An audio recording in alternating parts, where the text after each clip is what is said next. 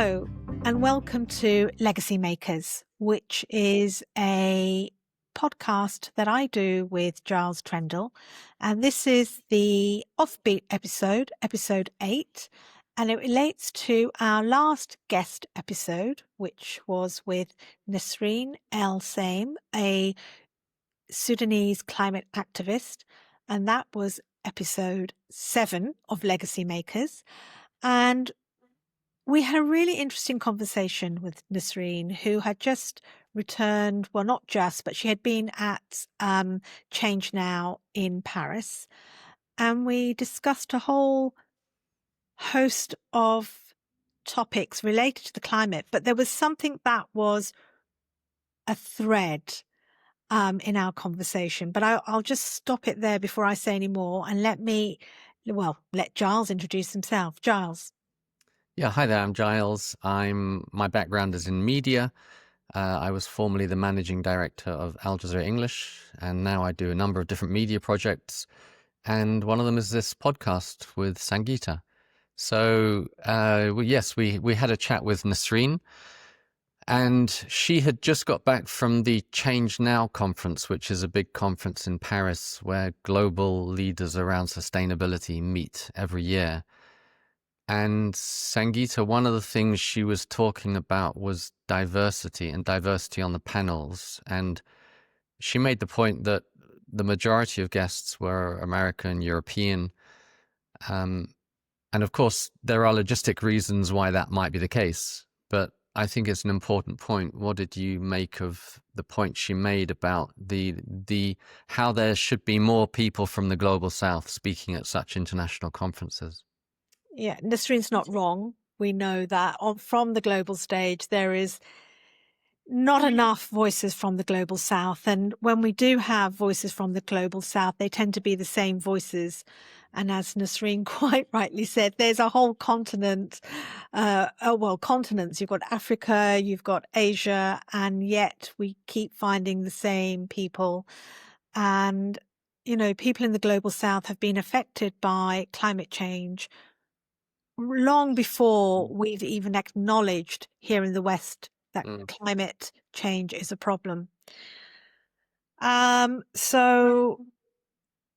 also made me think, this is why we're doing this podcast, is to give those voices a opportunity to be heard and to, to set us apart from all the other podcasts out there. That is our mission, that we want to give voices from the global South and women a voice to talk about, not a voice, but a platform to talk about what they're going through and what it's like being on the front line.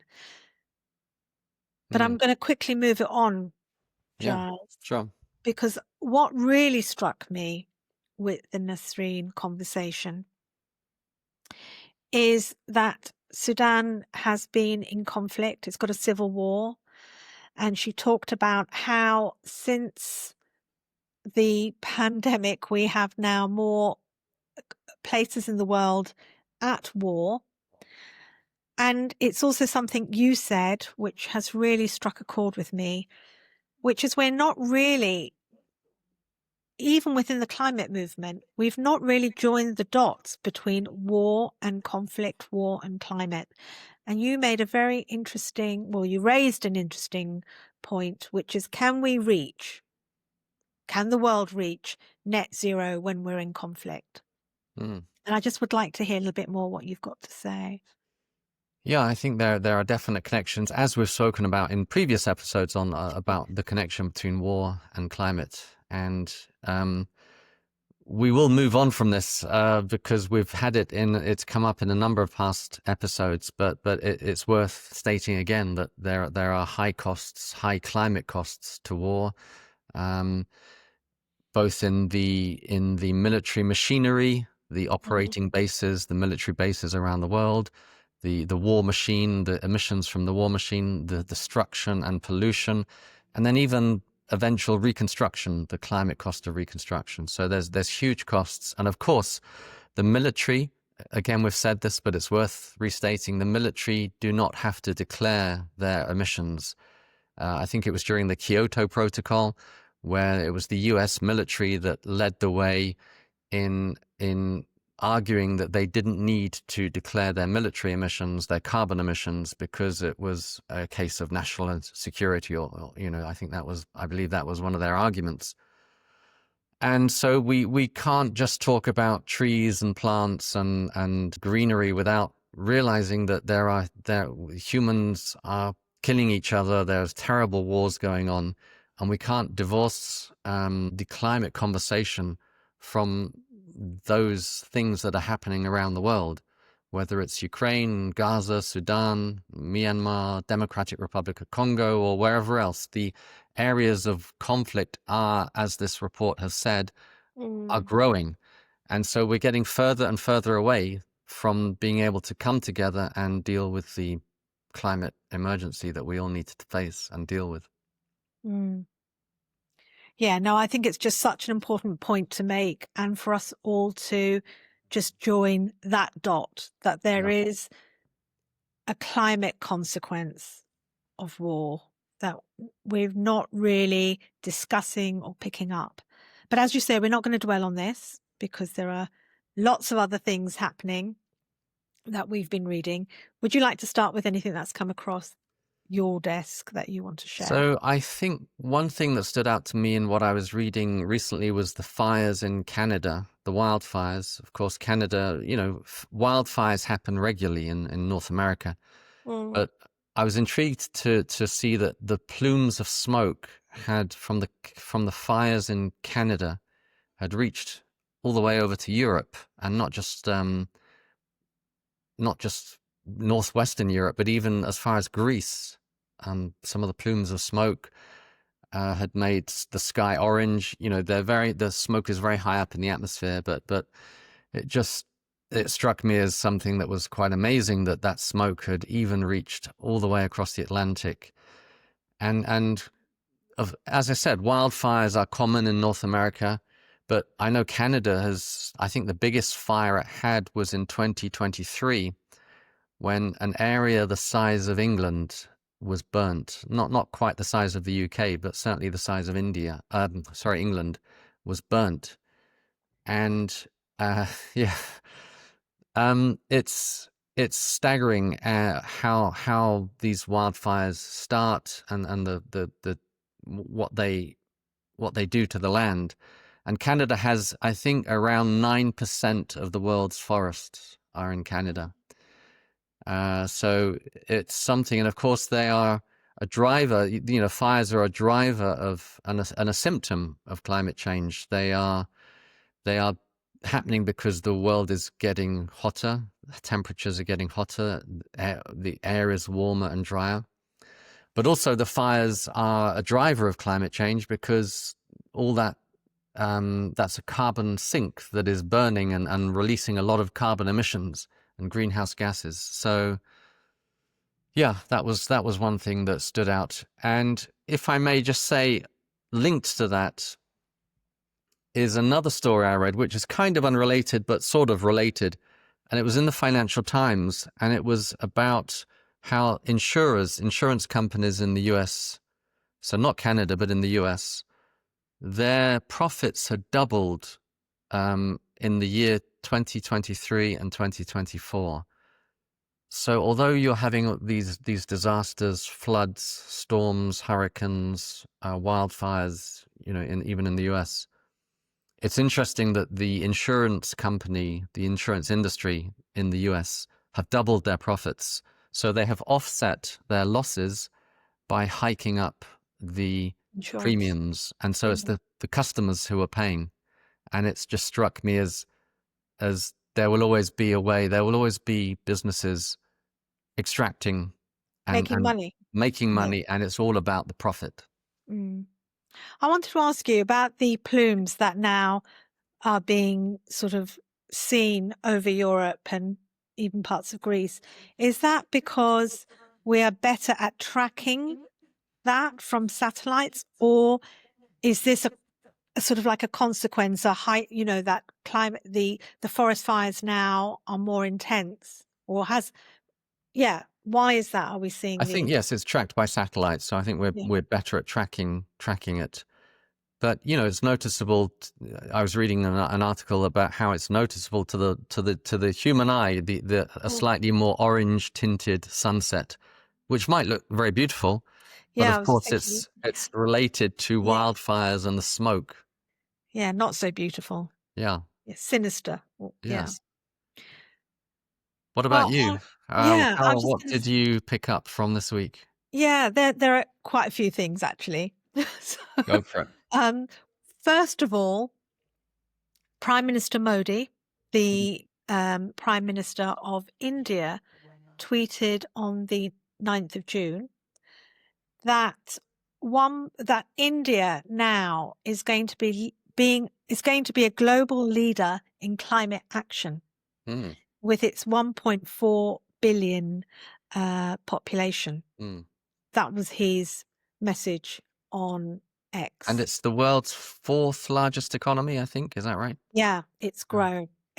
About a year ago or 2 years ago, it was the fifth. Now it's the fourth. Yeah, it's overtaken the UK, which I think is the sixth Yeah, largest well, it economy. overtook the UK a couple of years ago. Yeah, yeah. Yeah. So I thought that was really interesting because we haven't heard world leaders talk about climate action or driving change. So, and this is one of it's no longer a tiger economy. It's an economy in its own right, and it's got the largest population in the world. So that I thought was So, sorry, can interesting you just repeat, what did he say exactly? He said that India is going to lead the way.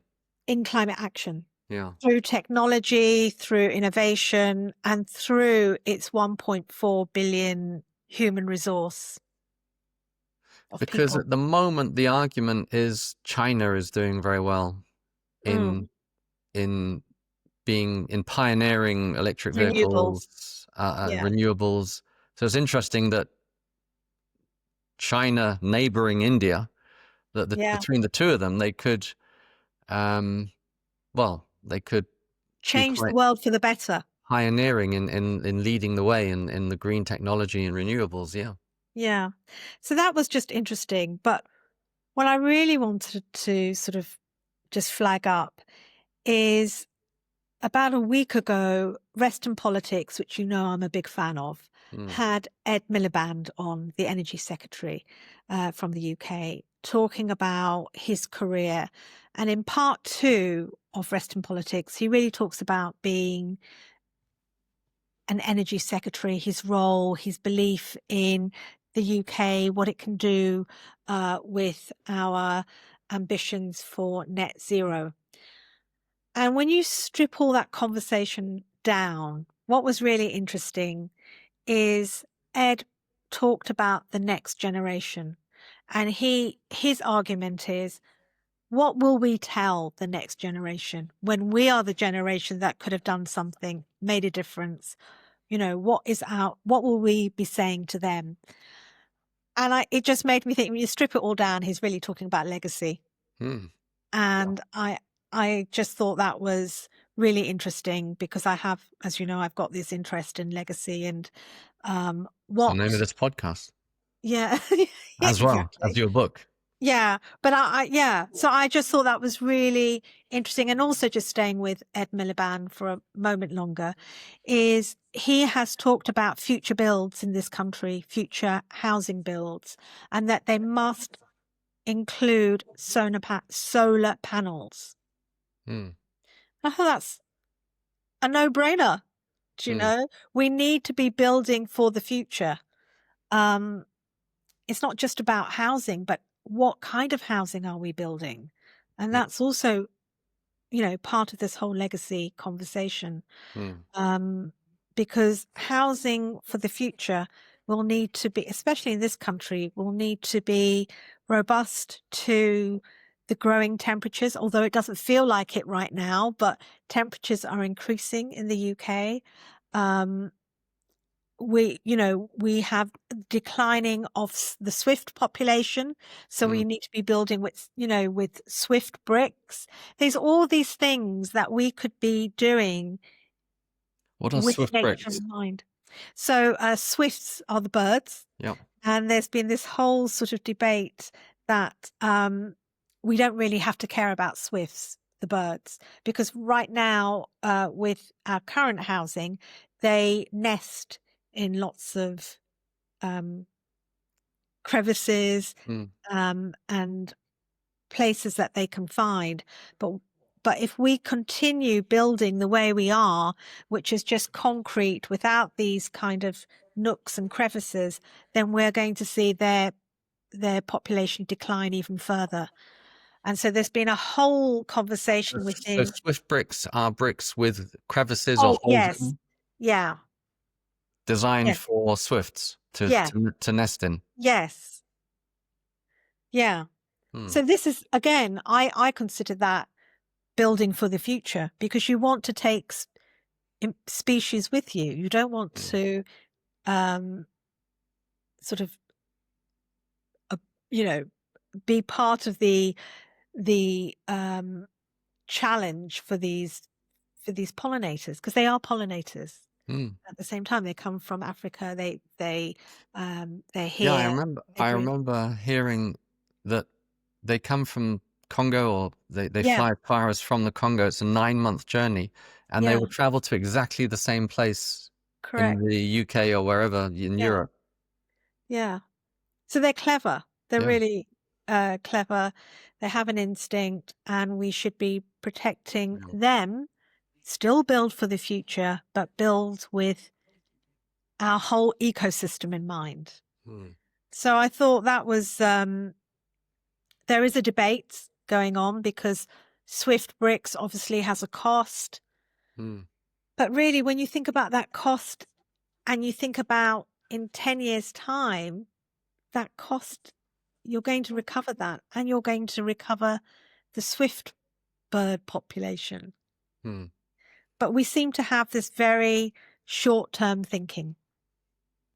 Yes, and it might have something to do with our electoral cycle, a lifespan of a politician, in terms of their electoral lifespan, every 4 years. But yeah, it's thinking about the children, the grandchildren, and the unborn, because that's when you talk about legacy. That's what we need to be thinking about. Yeah, and it comes back to this, what I discovered when I was writing the book, seventh generation thinking, which comes from the indigenous communities that were originally in America.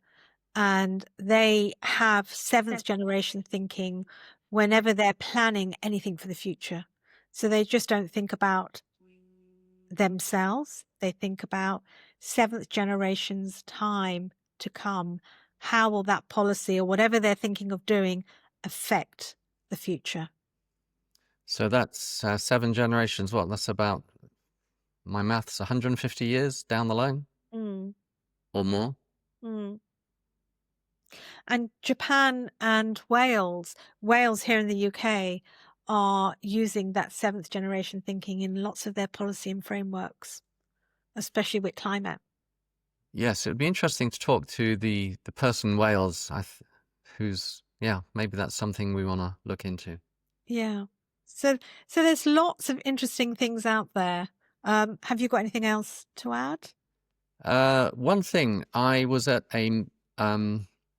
I'm part of this charity called Greener Henley. It's my local charity, and we had the Great Big Green Week in our market town, and I came across a stall and they had a questionnaire. So, do you mind if I fire 3 questions at you from this questionnaire, Okay, and go on. see how you get on? God. So, first question: Yeah. how many times bigger is the carbon footprint of the average person in the UK compared with someone living in the Ivory Coast? Is it 1 times bigger, 5 times bigger, 10 times bigger, or 17 times bigger? 17. Correct. Um, in the UK, how many bananas on average do we eat each year?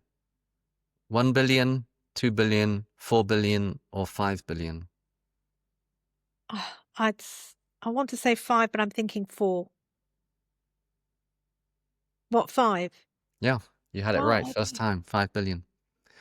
These answers are according to Fair Trade, which is, of course, the global organization working with businesses and consumers to secure better deal for farmers and workers. So they had a stand, and they were asking the people these questions. So I'd say you got 2 out of 2. The word banana derives from the Arabic word for car, finger, bottle, or saucepan. Oh, you're asking me. So say that again. Car, The word finger. banana derives from the Arabic word for car, finger, bottle, or saucepan.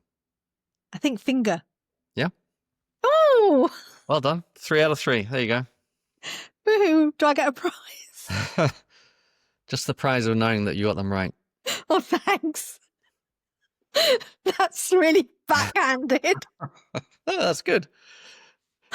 Thank you. Everybody will be who You're listens to you surprised I will got know that that you got it right. Yeah. Well, So I don't kudos have to you. I don't have a quiz for you. But yeah, I just think there's lots happening. I mean, there's so much more we could say about what's going on right now in the world. Do you have a last comment? That was it from me. Yeah, I Anything guess. from you? Anything you'd No, like I to want add? to leave it on a high that I got 3 questions right. All right. Well, good to speak to you. And yeah, See we'll you, see you yeah. soon. See you All next right. time. Bye-bye. Bye.